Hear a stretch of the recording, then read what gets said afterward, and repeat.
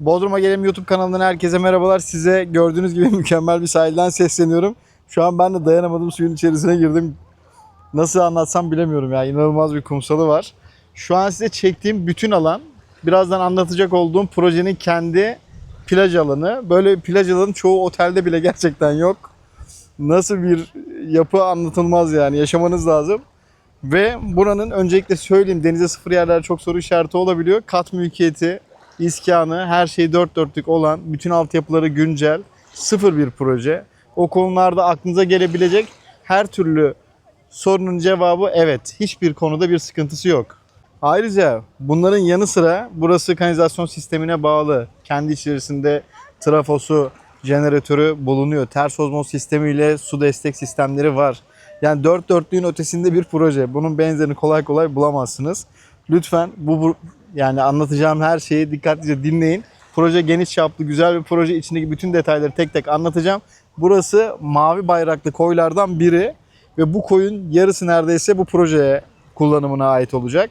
Burası da sadece şey olarak düşünmeyin. Buranın parseli de bu projenin içerisinde dahil. Onu da özellikle belirtmek isterim. Genel hatlarıyla ben şimdi yürürken biraz size projeden bahsetmek istiyorum. Şimdi size rezidans dairelerden bir görüntü paylaşıyorum. Burada hem projenin konumundan hem de manzaradan bahsetmek istiyorum. Şöyle devam ettiğimizde karşıdaki koyu da görüyorsunuz değil mi? Oraya da dikkat edin. Orası Bites. Sola doğru devam ediyoruz. Bakın burada da bir koy görünüyor. Kamerada ne kadar gözüküyor bilmiyorum ama burada bütün tekneleri, sahili, plajı falan görüyoruz biz. Orası da Ortakent. Burası Yaşi Ortakent kısmına da çok yakın bir konumda. Aynı zamanda sağ tarafa doğru gittiğimizde Antep'e çok yakın, Turgut Reis'e çok yakın konum olarak da bir şeye ihtiyaç duyduğunuzda hızlı hareket edebileceğiniz bir yer. Bir diğer artısını söylüyorum. Belki bunların hiçbirine gitmenize gerek yok. Hemen bunun kapısının önünde şimdi daha yeni Makro Center açıldı. O Makro Center'ın bulunduğu blokta bu projeye ait. Dolayısıyla sizin burada zaten bir alışveriş derdiniz yok. Bir yere gitme derdiniz yok. Makro Center'dan her şeyinizi alabilirsiniz. Onun dışında eşiniz, dostunuz, arkadaşlarınızla bir restorana gitmek istediğinizde sol tarafta Ortakent, Müskebi, Yahşi buralara çok rahat ulaşımınız var. Devam ettiğinizde de Bitez'e gidiyorsunuz. İnanın ben buraları Gümüşlük'ten çıkıp bisikletle geziyorum. Tabii elektrikli bisiklet ve bu mesafeler kat ediliyor. Güzel bir noktadasınız. Yani her yere uzak falan diye düşünmeyin. Burası Aspat Koyu. Gerçekten de Yahşi'ye özellikle çok yakın. Yahşi düşünenler buraya geldiklerinde kendilerini hiç uzak hissetmeyecekler. Hemen şurası dediğim gibi şurada parmağımla gösterdiğim yerde. Konum olarak da çok güzel. Nezih, butik, 34 tane villanın olduğu, denize son derece yakın çok özel bir proje. Evet, şimdi sahilden yayınlara devam ediyoruz. Burayı da inanın görünce şurada yürümeden edemedim. İnanılmaz güzel ve burası daha hiçbir işlem görmemiş hali, yani burası daha buraya uygun hale getirilecek. Şimdi bu gördüğünüz yer, tarif edeyim. Önce plajı anlatayım size, projeden bahsedeceğim. Bu proje genel hatlarında toplamda 34 adet konut bulunuyor. 34 konut bu gördüğünüz devasa plajı kullanıyor. Bakın. Yani buranın toplam alanı 5000 metrekare şu anda. Burada yapılacak işlemlerle ilgili hazırlanmış görseller var. Onlardan ben şimdi araya paylaşacağım. Orada inceleyebilirsiniz. Burası restoran bölümümüz. Burası restorandaki yaptığınız alışveriş veyahut da kullanımınız sonrasında kullanacağınız oturma grubunun bulunduğu alan. Burada da böyle güzel bir dek alanı devam ediyor. Burada şezlonglar oluyor. Zaten bu projeye göre inanılmaz büyük bir alan olduğu için hani yoğunluk konusunda hiçbir şüpheniz olmasın. Tamamen kullanımı çok kolay, çok güzel bir yer olacak. Ben plajı da böyle sizle beraber yürüyorum. Projenin içerisindeki seçeneklerden de şöyle bahsedebilirim. Villalar ve flat rezidanslar var. Villalar bölümünde 4+1, 180 metrekare net, 250 metrekare brüt metrekarelere sahip villalar var. Bunların en önde olan seçenekleri de var. Bir arkasında bir ortasında seçenek var. Onlardan birer tane göstereceğim size videonun ilerleyen vakitlerinde. Ayrıca 3+1 ve 2+1 bahçe katı ve üst kat flat rezidanslar var. Ya dolayısıyla şöyle, bunun içerisinde yani burası toplamda 20.000 metrekarelik bir arsa. Bunun içerisinde kendi kendine ayrılmış parseller var. Projenin bir güzel yanı da hemen yanındaki otel. Bu projeyi yapan firmaya ait aslında. İçindeki otel de burada kiracı konumunda. Dolayısıyla buradaki otel konseptini kullanma imkanınız var. Ücreti mukabilinde de olsa buraya giriş çıkışlarda bir problem yaşamadan buradaki imkanları kullanabilirsiniz. Şöyle devam ediyorum. Kumsal gördüğünüz gibi harika. Su da inanılmaz güzel. Burayı size biraz böyle göstermek istiyorum. Zaten villaların ve dairelerin içerisine gezeceğiz. Size orada da bir sürü yapıyla ilgili detaylar vereceğim. Ben bu projeyi aslında geçen sene de çekmiştim. Ama o zaman kat mülkiyeti ve iskanı henüz yoktu. Bunlar alınmamıştı ve içeride bitmemiş yerler vardı. Şu an tamamı bitti ve size bitmiş halini yayınlıyor olacağım. Evet, burada kumsal başladığı için şöyle yola çıkıp devam ediyorum. Bakın, ucu bucağı olmayan bir kumsalı var. Burası hepsi dediğim gibi projenin kullanımında olacak olan alan. Bakın. Bir de şimdi geri dönüp size buranın büyüklüğünü göstereceğim. Gerçekten inanılmaz. Şu kumsalın son alanını aklınızda tutun. Burayla ilgili beni arayanlara bir şey anlatacağım. Çok farklı bir detayla karşılaşacaksınız. O güzelim sahili bitirdikten sonra şimdi de geldik konutları tanımaya. Şimdi ben size detaylı güzel bir tanıtım yapmak için farklı seçeneklerin içerisinden görüntüler almak istiyorum. Şu anda en şerefi yolu olan villanın içerisindeyim. Ben size önce burayı tanıtacağım. Sonra farklı segmentte olan başka bir villa daha göstereceğim. En azından mukayese etme şansınız olur. Buranın şerefisi niye yüksek? Bir kere arsası 550 metrekare. Net arsa payına sahip. 5+1, 250 metrekare brüt kapalı alanı var. 200 metrekarede net kullanım alanı var. Gördüğünüz gibi en ön sıradaki villalardan birindeyiz ve en yüksekte olan villadayız. Dolayısıyla önü tamamen açık, kusursuz bir manzaraya sahip. Şimdi ben biraz açılacağım. Biraz rüzgar var bugün. Sesim için kusura bakmayın rüzgara denk gelirsek. Şöyle ben size göstermek istiyorum. Kumsala inanılmaz yakın pozisyondayız. Demin sahili gezdik. Oraya buradan çok hızlı bir şekilde ulaşabiliyorsunuz. Artı bu en ön sıradaki olan villaların kendine ait kapalı otoparkları var. Bu da ekstra bir artı. Şimdi buranın arsasını 550 metrekare diyorlar ama burası 550 metrekareden çok daha büyük geldi benim gözüme açıkçası. Ama ölçtüğünüzde muhtemelen 550 metrekaredir ama yapısı itibariyle öyle bir atmosferi var. Şimdi içeriği gezeceğiz. Şurada bir alt katta bir yatak odamız var. Bütün odalarda bu arada banyo, tuvalet bulunuyor. Bir tane de misafir WC'si var.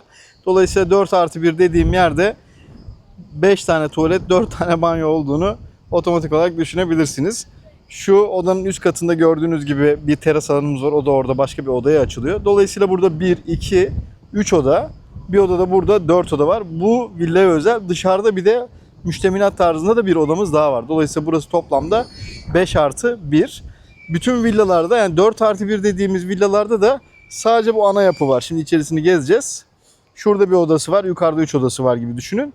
Bir de bunun bir tipinde de ana yapı 3+1. Bu oda yok. Onun yerine dışarıda bir odası var. O da 4+1 aslında ama içeride değil, dışarıda. 3+1 ana bina. Bir tane oda dışarıda. Bu size kısa bu karmaşık anlatmayı yaptım.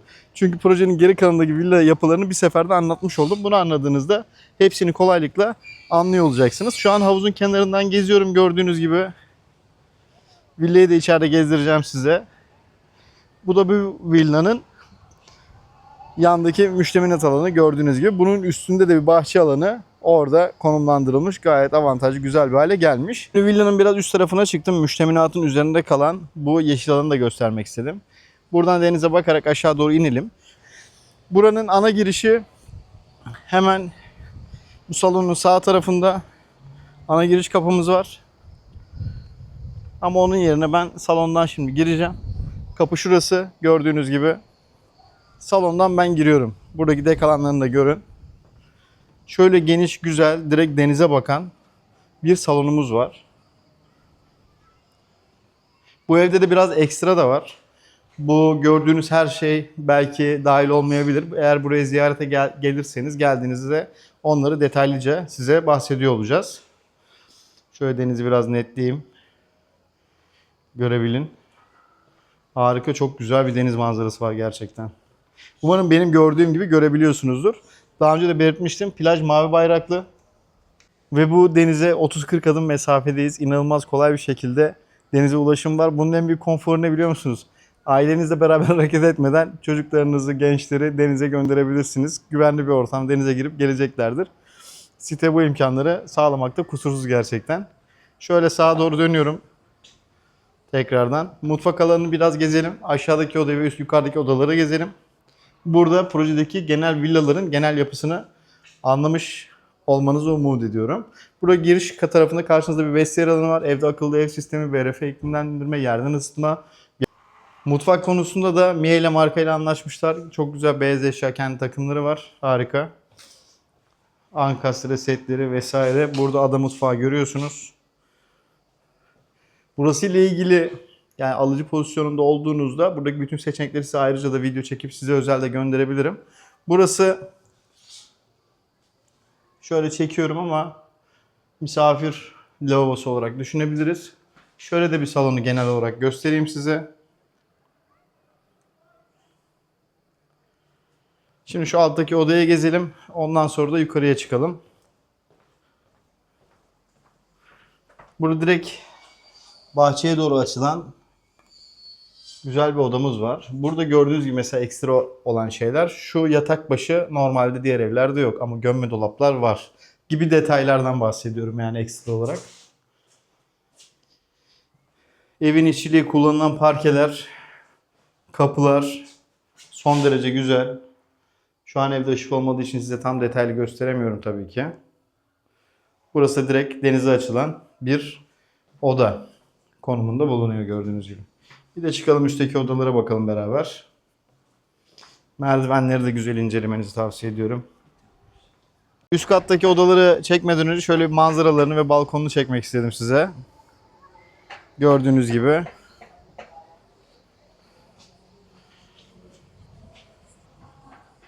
Odayı size göstermiş oluyorum. Kendi içerisinde ebeveyn banyosu var. Bu üst kattaki diğer odamız büyük olan oda. Deniz manzarasını gözden kaçırmıyoruz.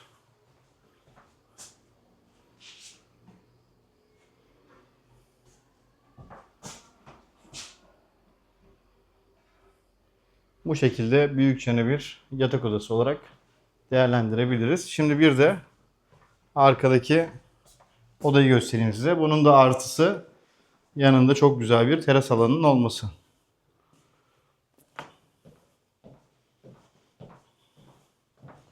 Gördüğünüz gibi. Şöyle bir de çıkarsak.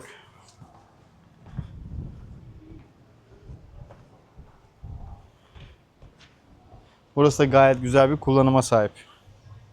Şimdi buraya gelmişken diğer villa alternatiflerinden birkaçını da böyle göstereyim. Siz PDF'te baktığınızda bunların konumlarını, birbirine olan durumlarını görmüş olursunuz. Size bir kolaylık olsun diye çekiyorum. Şimdi bunlardan bir tanesine gideceğiz. Ve size oradan çekim yapmaya devam edeceğim. Sonrasında dairelere devam edeceğiz. Evet, şimdi projede bir arka sırada olan ama aynı parselde olan. Yani buradan denize yakınlığınızla şuradan denize yakınlığınız arasında inanılmaz bir fark yok. Bunu unutmayın. Yine denize çok yakınız. Fakat bir arka sırada gördüğünüz gibi. Bu evi göstereceğim size. Buranın şerefiyesi oradan bir kademe daha düşük olan bir seçenek. Bunun da arsası daha büyük. Gördüğünüz gibi. Daha geniş bir bahçesi var. Havuzu burada. Ön tarafı bu şekilde. Bunun içinde eşyalandırma da var. Bunun içerisinde gezerken size diğer tarafta gösteremediğim ama anlattığım birkaç şeyi daha göstereceğim. Örnek olarak müştemilat alanının nasıl olduğunu göstereceğim. Bununla diğerinin müştemilatı, demin gezdiğimiz yerin müştemilatı hemen hemen aynı. 27 metrekare. Şimdi salonu göstereceğim size. Pardon, salonu diyorum. Müştemilatı göstereceğim. Kendi içerisinde banyosu, tuvaleti olan gayet güzel bir kullanım alanı. Şöyle size göstereyim. Burada da kendine ait banyosu, tuvaleti bulunuyor. Gayet şık, güzel dizayn edilmiş ve büyük. Böyle küçük bir oda ve banyo değil. Gayet kullanışlı, keyifle kullanabilecek bir yer. Devam ediyoruz. Buradan zaten bahçeye açıldığını fark ediyorsunuz. Bir de size burada teknik odaları göstermek istiyorum. Burası bakın teknik oda. Mitsubishi demiştim. Isı pompası vesaire her şeyi konmuş, konumlandırılmış. Şimdi bunun da içerisini gezelim. Size yukarıdan manzarasını da izah edeyim. Bakın burası salona giriş tarzı. Mutfak alanı. Çok şık. Bunun salona girişi daha böyle iyi hissettiriyor aslında. Öyle de değerlendirebilirsiniz. Hanımlar daha iyi anlar. Gezdiğiniz zaman daha sıcak gelecektir size. Burası ortak misafir tuvaleti. Bütün odalarda banyo tuvaleti olduğu için gerek kalmıyor. Bakın burayı da değerlendirin. Bir sonraki gezeceğimizi de değerlendirin. Önemseyin. Çünkü hepsi denize çok yakın. Yani bir şerefiye kademesi düşük bir yer aldınız diye denizden uzaklaşmıyorsunuz. Gayet yine denize yakın, deniz manzarası olan harika bir ev alıyorsunuz. Bakın ben şu an oturuyorum. Siz de burada vakit geçirirken bu sahneyi görüyor olacaksınız. Bu çok kıymetli. Burada televizyon ünitesinin yerini görüyorsunuz. Şimdi çıkalım bir de üstteki odalardan deniz manzarasına bakalım. Sonra bir sonraki villaya geçelim. Niye böyle detaylı gösteriyorum size? Beni aradığınızda hiç kafanızda bir soru işareti kalmasın diye. Bütün detayları görmüş oluyorsunuz. Sabırlı olun. Buradan sonra da rezidans daire seçenekleri göstereceğim size. Bahçe katı 3+1, üst kat 2+1 rezidansları. Onlar da çok güzel. Bu evde aynı zamanda ışık olduğu için de avantajlı oldu. Bakın odalardan biri. Gayet güzel bir kullanıma sahip.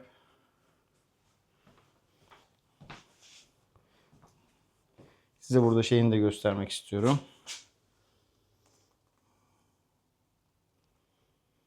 Banyoları da büyük tutulmuş, yani ufak banyoları yok.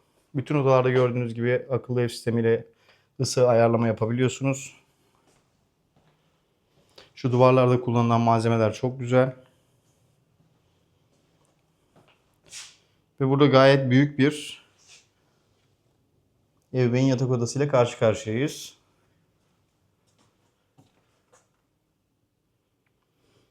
Çok güzel. Yine banyoyu görüyorsunuz. Şöyle devam ediyorum.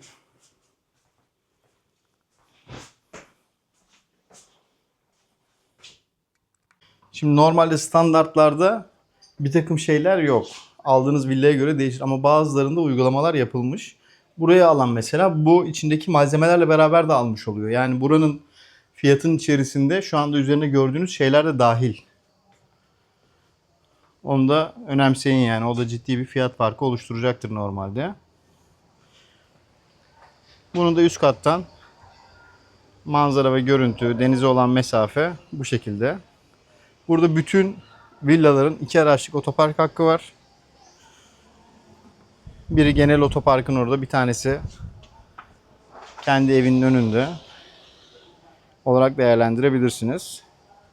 Dolayısıyla burada siz en yüksek fiyatlı şeylere odaklanmayıp bunlara da odaklanarak alımı kolaylaştırabilirsiniz. Hepsi kendine göre gayet güzel. Bodrum'da benzeri az olan seçenekler. Evet, şimdi bir diğer odaya geçiyoruz. Önce bunun banyosunu göstereyim. Sonra devam ediyorum. Bu üst kattaki en ufak seçenek. Onun da ölçülerini görün. Oda olarak. Bakın şöyle gösteriyorum. Bilmiyorum ne kadar anlaşıldı. Şöyle geri gidip köşeden göstermeye çalışayım. Yani bir yatak ve komodinleri şeklinde düşünebilirsiniz. Evet, şimdi burayı da gezdiğimize göre gelin bir villa seçeneği daha gösterelim size. O da şerefiyesi en uygun olan seçenek olacak. Burada ben size liste fiyatları, fiyat aralıkları verdiğimde bunların hangilerine hitap ettiğini çok daha iyi anlayabilirsiniz böylece. Burada şunu da göstermek istiyorum hemen arada. Burası çamaşır kurutma alanı ve üst katta da bunu kullanılabileceğiniz malzemelerin yerleştirildiği alan. Böyle bir bölüm ayrılmış burada. Bilginiz olsun. Teknik olarak sormak istediğiniz sorular olursa zaten detaylı sorabilirsiniz. Bakın bu detaylar, size vereceğim detaylar veya verdiğim detaylar başka hiçbir videoda, paylaşımda göremeyeceğiniz şeyler. Burası gördüğünüz gibi hem trafomuz var hem jeneratörümüz var. Bunları görebiliyorsunuz burada. Şimdi burada en fiyat performans, yani hem müstakil villa olsun hem denize birinci parselde olsun. Fiyatı da diğerlerine göre en makul olsun dediğimiz seçenekler. Yani ben burada size 3 şerefiyeden farklı çekimler yaparak villa tarafında merak edeceğiniz her şeyi bitirmeye çalışıyorum ki buranın ne anlama geldiğini daha iyi anlayabilin diye. Bakın şu otopark alanını gördünüz. Bu otoparkı buradaki villalar kullanıyor. Arabasını park ediyor. Burada 13, 14 ve 15 numaralı villaları görüyorsunuz. Bu arsa payı 650 metrekare, onun 550 metrekare. Yani arsa payları da gayet iyi. Büyükçe arsa paylarına sahipler. Şimdi bunlardan şuradakini beraber gezeceğiz ve orası hakkında size bilgiler vereceğiz. Bu villaları kullananlar bu basamakları geçerek bu kapılara ulaşacaklar ve geçişlerini gerçekleştirecekler. Burası 15 numara. Gördüğünüz gibi. Bir bahçesine girelim. Göstereyim. Belki burada direkt hoşunuza giden bir konu vardır. Devam ediyorum. Bütün detayları görün istiyorum.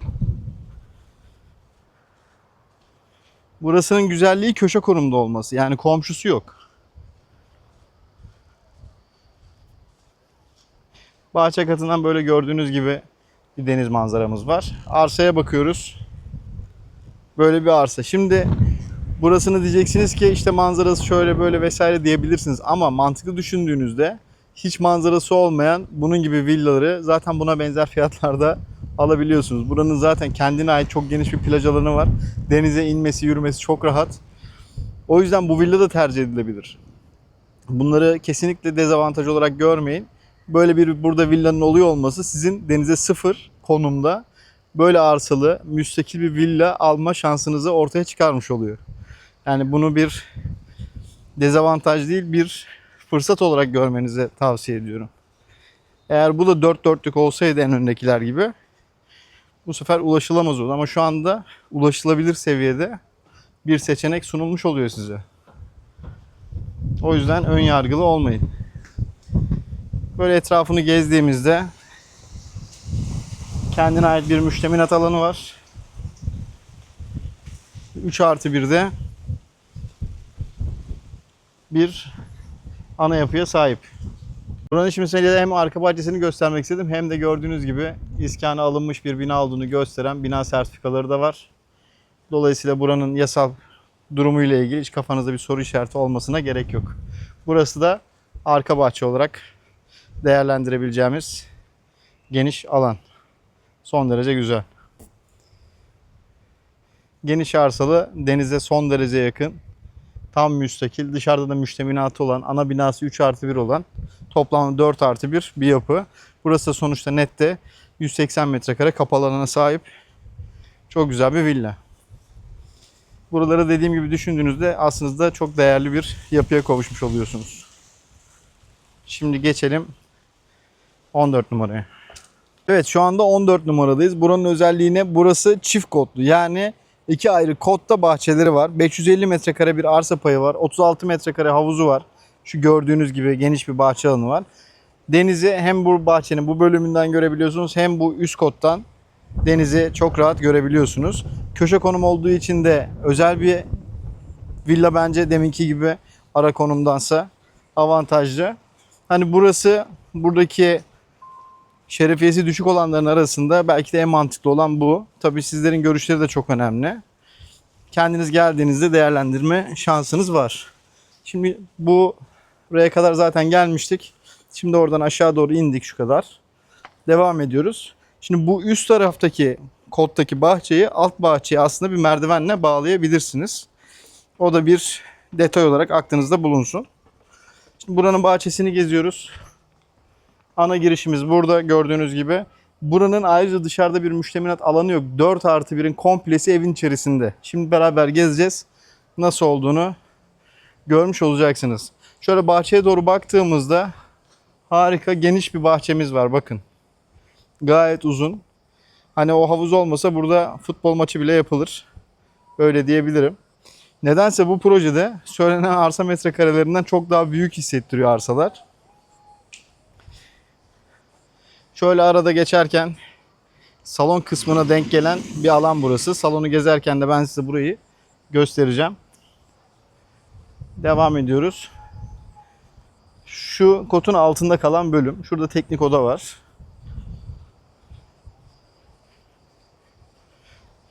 Tecrübeli mülk sahiplerinin tabii ki burada fikirleri devreye girebilir.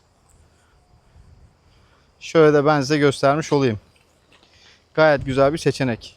Dediğim gibi hiçbir videoda, hiçbir paylaşımda bu kadar detaylı bir projeyi anlamanız mümkün değil. Bunu anlayabilin diye size elimden geldiği kadar detaylı göstermeye çalışıyorum. Kanalımda buna benzer 300'ün üzerinde video var. Beğenip takip ederseniz sevinirim. Gerçekten alma ihtimaliniz varsa böyle yapıları kanalımda size uygun çok seçenek olduğundan emin olabilirsiniz. Şimdi bu 4+1'in içerisine buradan giriyorum. Gördüğünüz gibi evler bitmiş durumda. Sadece temizliği yapılıp kullanılacak. Bu evi de şöyle değerlendirin. Bu evde hiçbir ekstra yok. Normalde evlerin teslimleri bu şekilde.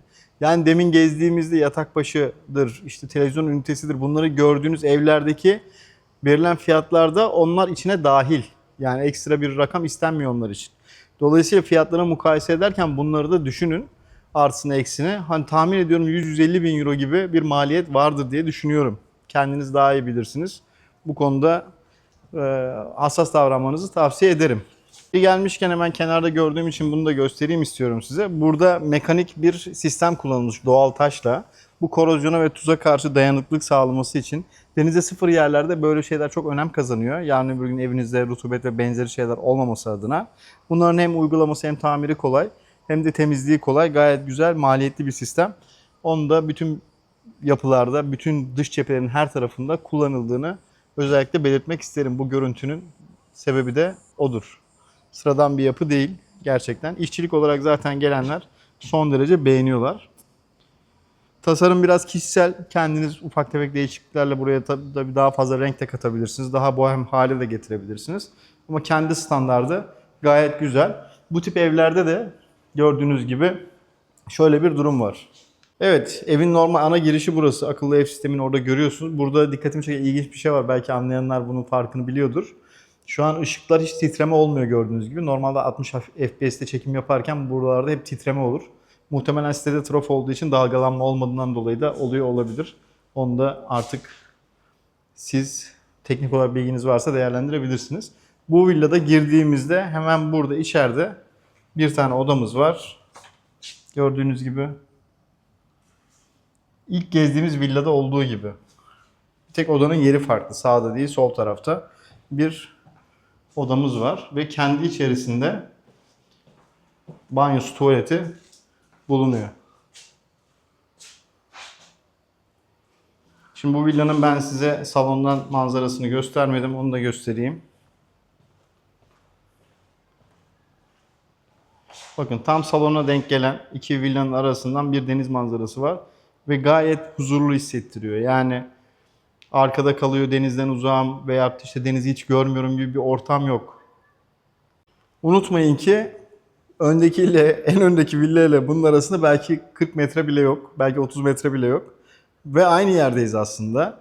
Birinci parseldeyiz. Bu detayı atlamayın. Yani bu arka plandaki gözüken villaları es geçmeyin. Bunlara odaklanırsanız aslında daha karlı bir yatırım yapmış olabilirsiniz. Evet, şimdi gidelim bir de üst kattaki üst kattaki odaları gezelim. Ondan sonra da daire seçeneklerine geçeceğiz. Bir üst parselde, yani denize ikinci sıra parselde de dairelerimiz var. Orada da çok güzel seçenekler var. Belki de onlar sizin bütçenize direkt uyacak.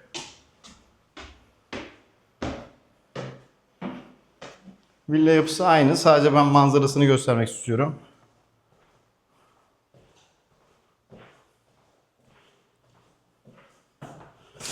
Gördüğünüz gibi.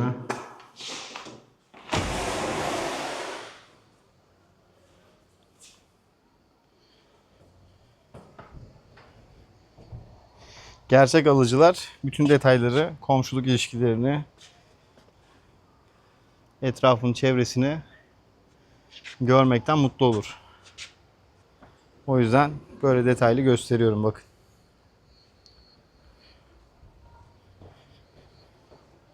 Biraz uzun bir video oldu ama bence çok harika, konforlu, güzel bir seyir oldu sizin için. Yoksa bunları öğrenmek, gezmek için gelip Bodrum'da günlerinizi, haftalarınızı ayırmanız gerekebilir. Buralarda saatlerce yürümeniz gerekebilir. Böylece size tam anlamıyla anlayabileceğiniz şekilde bir proje tanıtımı yapıyorum. Bu da size geldiğinizde pişmanlık yaşamamanızı sağlayacak. Evet, devam ediyoruz. Villa tarafını bitirdik. Size her segmentteki seçeneğini gösterdim diyebilirim. Tabii ki hem en önde farklı seçenekler de var. Burada da farklı seçenekler de var. Bunların arasından size uygun olanı düşünebilirsiniz. Şimdi geçiyoruz rezidans tarafına. Evet, şimdi bir üst parseldeyiz ve rezidans seçeneklerinden birkaç tane sizlere göstereceğim. Şimdi buranın birinci özelliği, arabanızla evinizin önüne kadar park edebiliyorsunuz. Ve direkt dairenize giriyorsunuz. Otoparklardan bahsettikten sonra konsepti anlatayım. Şimdi üstte bir daire, altta bir daire, bir binada 2 tane daire var gördüğünüz gibi. Üst kattaki dairelerin şöyle gördüğünüz gibi bahçeleri var. Görüyor musunuz? Bu üst kat bir daire. Bu da üst kat bir daire. Bunun da kendi önünde bahçesi var. Bunlar full deniz manzaralı. Acayip güzel daireler. Şimdi alt katlardan önce üst kat bir tane 2+1'i gezelim. Hem bahçesini hem tekne gibi manzarasını sizlere gösterelim.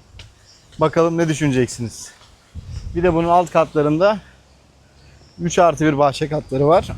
Onların avantajı bahçeleri önlerinde tabii ki. Ama üst katlar sanki biraz daha böyle özel hissettirdi bana yani. Bakın. Şuradaki manzara kamerada ne kadar gözükür bilemiyorum ama elimden geleni yapıyorum. Teknedeymişsiniz gibi bir manzarası var bunların. Ve son derece büyük bir terasları var. Çok keyifli bir yer. Bakın, harika.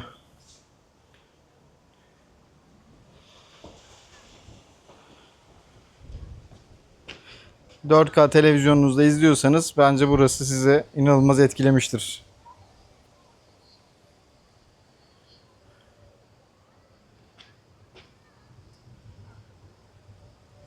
Evet, teknenin güvertesindeyiz. Burun kısmındayız şu an. Öyle düşünebilirsiniz. Şimdi bu dairenin bu harika manzarasını gösteriyorum size. Geziyoruz. Bakın. Mükemmel bir manzara. Burası da dairemiz. Bu dairenin ölçüleri alt katta birebir aynı aslında. Orayı da gezdik. İzlediniz ya da izleyeceksiniz. Başa da sona koyacağım. Buranın manzarası, terası acayip keyifli. Işık alması da çok güzel. Dairenin büyüklüğü de harika. Yani küçük bir aile olabilir. Karı koca evli çift olabilir. Ayrıca burası yatırım için de değerlendirilebilir. Yani şu manzaranın fotoğrafıyla bunun hem satması da çok kolay hem kiralaması da çok kolay. Kalite de son derece yüksek. Harika bir yatırım olarak da değerlendirebilirsiniz. Özellikle böyle bir plaj hiçbir yerde yok. Şimdi biz alt kata ineceğiz ve bir alt kat bahçe katına bakacağız. Yani hem üst katta hem alt katta bahçe var. Ama üst kattaki dairelerin arka tarafında, alt kattaki dairelerin ön tarafında gibi düşünebiliriz. Bugün rüzgarlı bir gündeyiz. Emin olun, normalde böyle değil. Şimdi şöyle çekmek istiyorum.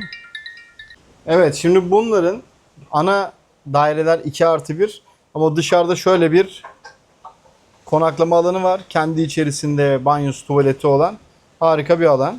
Şöyle de size gösteriyorum. 25 metrekarelik ebeveyn banyolu bir oda. Gördüğünüz gibi yani 3+1'in bir odası bu.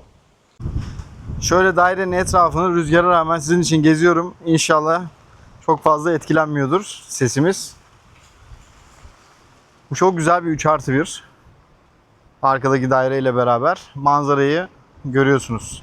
Uçsuz bucaksız harika bir manzara var. Burada 2+1 seçeneklerde de, bahçe katları 3+1'lerde de aşağı yukarı böyle manzaralar mevcut. Dışarıdan göstereyim, sonra içerisine geçelim. Bu villa parseli de aşağıda bakın. Demin o parselin içerisindeki villaları gezdik. Sahili gösterdik. Şimdi devam ediyoruz. Bakın. Şu üst kat bir 2+1 mesela. Alt kat yine 3+1 bir seçenek. Burası eşyalı olduğu için burayı sizlere göstermeye uygun bulduk.